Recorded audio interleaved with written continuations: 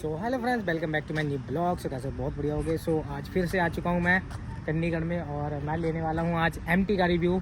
आपने R1 का review वगैरह देख लिया और MT का रिव्यू लेंगे। MT मेरे दोस्त की है, तकरीबन 2 महीने हो चुके हैं उसको लिए को, और 2 महीने में मैं आपको बताऊँगा क्या दिक्कत आई है। तकरीबन ये 700 कुछ चल रही है ना, हाँ 1700 कुछ चल चुकी है, और इसके बारे में बताऊँगा क्या मतलब अब तक कोई प्रॉब्लम आई है या नहीं आई है, ये सब चीज़ें बताऊंगा। बाकी तो भाई लोग 10,000 15,000 पे चला के रिव्यू देते हैं, मैं बट थोड़ी जल्दी दे रहा हूँ ताकि कुछ चीज़ें मेरे को इसमें दिक्कत में लगी हैं, तो वो चीज़ें मैं सोचा आपको साथ शेयर कर लूँ। तो वो चीज़ें मैं दिखाता हूँ। पहले MT का लुक चेक करवाता हूँ आपको। ये देखो, देख रहे हो MT क्या खूबसूरत लग रही है, दोनों साइड से देख लो, लग रही है ना। तो भाइयों ये है अपनी MT, और ये रहे इसके ऑनर साहब। कैसे भैया? ऑनर कहाँ से ऑनर लग रहा भाई, ये बता पहले। ऑनर नहीं है तो इसका पक्का? अरे बता तो मतलब कैसे हो, मैं आई पूछ रहा हूँ कैसे हो? बढ़िया बढ़िया बढ़िया। अच्छा, अभी तक तुमने बाइक चलाई, तुम्हें कोई दिक्कत लगी? नहीं, मेरे को तो कोई दिक्कत नहीं लगी अभी बस। हाँ तो बाकी यार मैंने इसमें से ना इसकी दो तीन चीज़ें हैं जो प्रॉब्लम देती हैं, तो वो मैंने भाई से पहले डिस्कस कर लिया था। तो भाई कह रहा है कि भाई खुद कर देना रिव्यू, तो मैं कर रहा हूँ आपको, मैं बता रहा हूँ। उसमें सबसे पहली दिक्कत क्या आती है कि आप जब बाइक चलाते हो ना, तो इस बाइक पर आप 100 क्रॉस करोगे ना, जब 100 क्रॉस करोगे तो इसका हैंडल वाइब्रेट होता है। मतलब आप यहाँ तक वो लगा लो कि ये 100 से ऊपर जाने के बाद वाइब्रेट होती है, तो मैक्सिमम 100 तक आप चला सकते हो। 100 के बाद ये दिक्कत देती है। 120 के बाद मतलब ये ना जो इसका हैंडल है बहुत ज़्यादा वाइब्रेट होने लग जाता है। ठीक है, बाकी 1700 चला चुके हैं और 2 सर्विसें हो गई हैं इसकी, है ना। एक हो गई है, दूसरी आ रही है अभी, है ना। तो एक सर्विस हो चुकी है, एक सर्विस में ही मैं आपको बता रहा हूँ सारा कुछ, और दूसरी सर्विस आने वाली है इसकी। बाकी और तो ऐसी कोई दिक्कत आई नहीं है। भाई ने थोड़ी बहुत मॉडिफिकेशन करा रखी है, वो दिखाता हूँ आपको मैं। सबसे पहली मॉडिफिकेशन क्या है, इसकी आंखें ब्लिंक करा रखी है भाई ने। कितना सुंदर और कितनी प्यारी लग रही है ना MT, लग रही है ना देखो। अब इस पर भाई कह रहा है टेपिंग वगैरह कराएंगे, देखेंगे बाकी। ठीक है, और वाइजर वूजर लगवाना भी, तो बहुत मॉडिफिकेशन बड़ी है और बहुत थोड़ा बहुत इन्होंने करा भी लिया, जैसे कूलेंट वगैरह पे। और सबसे पहली चीज़ मैं आप लोगों को भी बता दूं, और ये सबके लिए ज्ञान है कि आप जब कोई भी बाइक ले रहे हो, जैसे स्पोर्ट्स बाइक हमारी जैसी, तो आप ना ये कूलेंट के ऊपर ये जो जाली लगी है ना, ये ज़रूर लगवा लेना, क्योंकि इससे ना बहुत दिक्कत आ रही है। इसी की वजह से मेरी बाइक का जो कूलेंट है, फ़ैन वगैरह जो आपने वीडियो देखी है, वो ख़राब हो गया था। तो मैंने इनको सजेशन दिया था, तो इन्होंने पहले अब ये लगवा लिया टाइम पर ही, तो इनका सही है फिट है एकदम, है ना। बाकी इसमें कोई प्रॉब्लम, मेजर प्रॉब्लम तो कोई आई नहीं है। बाकी इंजन के बारे में मैंने आपको बता ही दिया कि भाई 120 जाते ही हैंडल वगैरह वाइब्रेट होता है। अदरवाइज़ इसका इंजन भी सही है, क्योंकि V4 और इसका इंजन सेम ही है तकरीबन, और भागने में भी सही है। ये है कि जो V4 है वो फेयरिंग की वजह से आगे निकल जाती है, ये कहीं ना कहीं पीछे रह जाती है, इसमें दम ज़्यादा लग जाता है, तो इसकी वजह से यार ये नेकेड बाइक मानी जाती हैं। बाकी जो भाई MT चलाता है ना, उन्हें मालूम ही होगा कि MT क्या चीज़ है ना। जो मार्केट में इतना रोला मचा रखा है ना। और मैं बताता हूँ इसकी भाई सबसे बड़ी बात तो तुम्हें प्लस पॉइंट है, वाइब्रेट बहुत होती है यार, बहुत वाइब्रेट होती है। वाइब्रेट में झन झन झन जैसी आवाज़ आएगी, और क्या बोलते हैं, और दूसरी होगी अपनी जैसे गेट डालते हैं थोड़ी सी पीछे को दबती होगी, तो ये पता होगा, देख रहा हो बंदा बताया। भाई बता रहे हैं कि जैसे आप बाइक चला रहे हो, मैं चलाई ना यार, जैसे गियर पाऊँ ना तो थोड़ी सी ब्रेक लेगी, और अपने वाले में क्या है, गियर पाते ही लॉन्च मतलब कि एकदम छूट निकलने को होते हैं ना, वो थोड़ा सा लगता है कि हाँ तो वो नेकेड का प्रॉब्लम आ ही जाता है ब्रो। जहाँ नेकेड है, फिर वो स्पोर्ट्स बाइक है, तो वो इतनी तो दिक्कत आनी है। एवरेज की बात करें तो वही है, नॉर्मल चलाओगे अगर तुम देखो 50 60 70 80 चलेगी ना, 35 तक 40 एवरेज, 35 40 के बीच में ही रहेगी, मतलब हाँ, ऊपर नहीं जाएगी, क्योंकि 80 40 90 स्पीड रहेगा तो रहोगे तो आराम से तुम्हारी 45 के एवरेज, तो 40 45 रहोगे ना सर। जो चलाता है आजकल कौन सा यूथ है जो 40 45 चलाता है? कोई नहीं चलाता, बट ये है कि चलो वो तो एवरेज अपने ऊपर होता है भाई, कोई निकाल सकता है नहीं निकाल सकता है ना। बाकी मैं आप लोगों की तो इसके बारे में यही बता रहा था कि 2 महीनों में जो इसमें दिक्कत आई है, सिर्फ सबसे बड़ी दिक्कत आई है कि वाइब्रेट बहुत ज़्यादा होती है ना।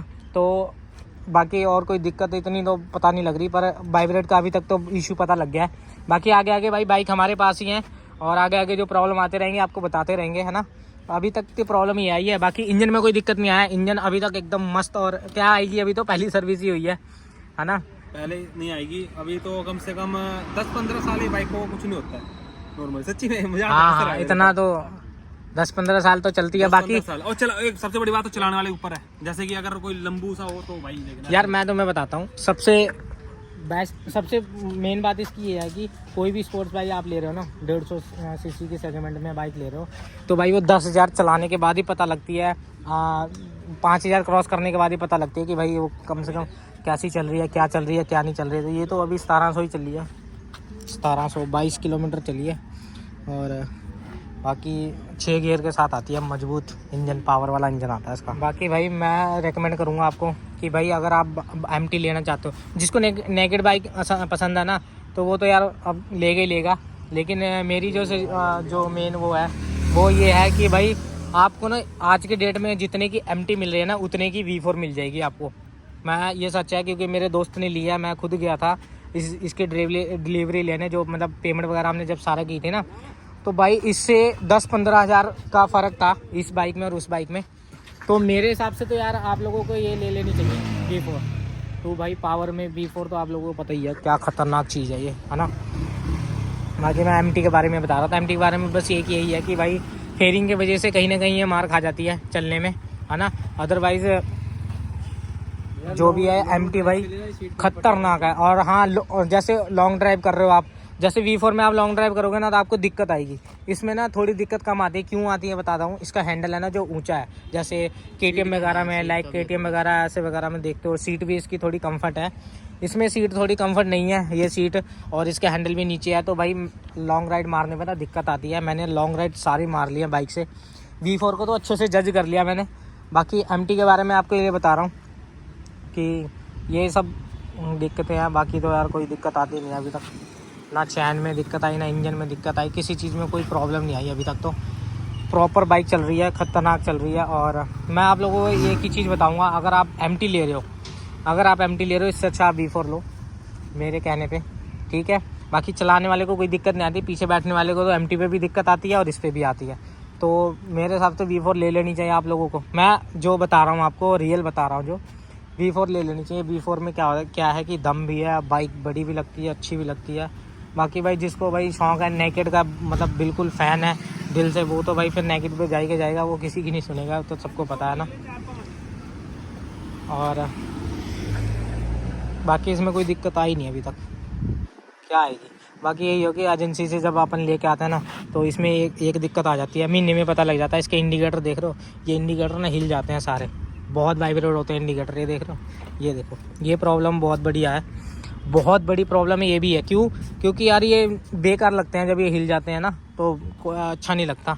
बाकी भाई ने यहाँ पे पेंट मारा था, देख रहे हो, पेंट गलत हो गया ये। चलो वो तो खुद से की थी, तो बाकी एजेंसी को नहीं यामा को ब्लेम नहीं कर सकते इसके लिए, है ना। इंडिकेटर का सबसे मेरे को बेकार लगा, क्योंकि मेरी बाइक का भी इंडिकेटर देख रहे हो आप, बिल्कुल ही हिल चुका है। ऐसे ही ना इसकी भी इंडिकेटर हैं वो हिल जाते हैं, और दिक्कत भी आती है। क्यों बेकार, जब यार इतने पैसे लगाए और बाइक फिर इंडिकेटर की वजह से बेकार लगे, तो आपको पता ही है भी दिक्कत आनी है। तो इसलिए यामाहा का अब जो वर्जन आ रहा है उसमें तो इंडिकेटर है दूसरे LED वाले आ रहे हैं, पर इसमें हमने लिए थे तो ये वाला इंडिकेटर मिला था हमें, है ना। तो इसी की वजह से ये थोड़ी सी वो है, कम प्राइस में है। वरना इसको जो बाइक है, जो ये बाइक है ना, ये ख़त्म है तो मस्त बाइक है। बाकी मेरे हिसाब से मैंने V4 ले रखी है, सही किया है। क्योंकि MTR जो है ना, कि MT में चलाने में यार भागती नहीं है, तो फ़ायदा कोई नहीं। हमें थोड़ी स्पीड से प्यार है, स्पीड चलाने में थोड़ा मज़ा आता है, लेकिन हम चलाते हैं सेफ़। भाई आप लोग भी अगर स्पीड में चलाते हो तो सेफ़ चलाया करो, हर गियर अपना पहन के। अगर हम नहीं पहनते तो हम स्पीड में नहीं चलाते हैं, अगर सारा कुछ हमने पहना होता तभी चलाते हैं, ठीक है। बाकी MT बारे में आपको बता रहा था, MT में बस यही है कि इंजन में अभी तक कोई प्रॉब्लम आई नहीं है, जब आगे आएगी तो मैं आपको बता दूंगा, ठीक है ना। बाकी चैन चून में लोग कहते हैं कि बहुत प्रॉब्लम आती है, इसके चैन चून में प्रॉब्लम आती है, तो चैन भी अभी तक बिल्कुल परफेक्ट चल रहा है। और मैं अपना बाइक लेके गया था श्रीनगर, तो आपको पता ही है मेरी चैन का क्या हाल हो गया था। इसका तो ठीक है, फिर भी मैं ही हटवाऊंगा बैंक पर, आप जो मर्जी हटवाओ। फिलहाल मैं ये बता रहा था आपको करूंगा भाई, अगर तुम लॉन्ग ड्राइव पे जा रहे हो तो इसकी सीट कंफर्टेबल करवा लेना फिर। तो भाई मैं जैसे आपको बता रहा था, सीट के बारे में बता रहा था ना आपको, तो सीट के बारे में यही है दिक्कत की इस पे ना सिंगल बंदा जा सकता है कहीं भी जाए, तो एक बैग तक नहीं बांध सकता पीछे, भाई इतनी छोटी सीट है इसकी। और V4 में भाई मैं यहाँ पे बैग आराम से बांध सकता हूँ, एक पिलियन भी बैठ सकता है। बस ये है कि उसको दिक्कत होगी थोड़ी, लेकिन बैठ सकता है। इस पर तो बैठ ही नहीं पाता पिलियन एक पीछे, इस चीज़ की तो इसमें है कि इसमें पीछे पिलियन बैठ ही नहीं सकता। और लॉन्ग ड्राइव पे भाई सिंगल बंदा भी इस पर, मतलब मुझे नहीं लगता, इस यामा वालों ने तो सीट कंफर्ट दी ही नहीं है बाइकों में अपने, किसी में भी, किसी बाइक में भी भाई सीट कंफर्ट दी नहीं है इन्होंने। तो MT में कोई बुराई नहीं कर सकते सीट का, क्योंकि हर बाइक में ये दिक्कत है ना।